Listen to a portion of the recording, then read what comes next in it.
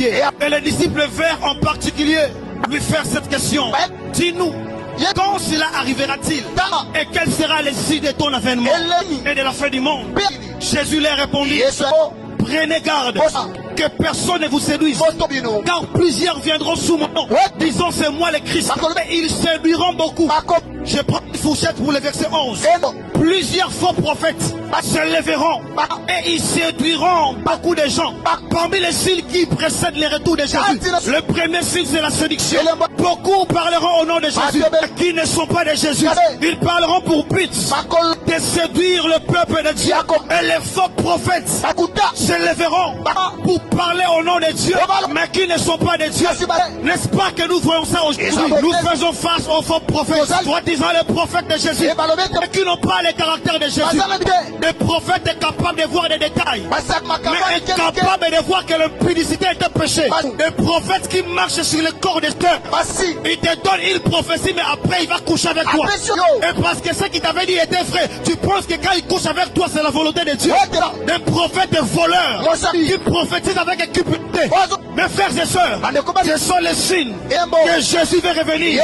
Des prophètes qui n'amènent pas le cœur des gens vers Jésus, mais qui veulent devenir célèbres. N'est-ce pas que nous voyons ça sur Internet?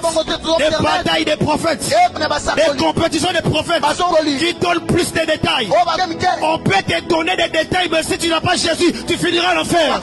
On peut te donner le nom de ton père, de ta mère, de ta famille, mais si tu n'as pas Jésus, tu vas briller en enfer. Des prophètes qui ne montrent plus le chemin du salut, qui commencent à faire des spectacles. C'est pourquoi j'ai pris pour les vrais prophètes. Que Dieu vous protège. Ne soyez pas confondus dans cette génération. Parce que je crois qu'il y a des vrais prophètes. Il n'y a pas que des faux.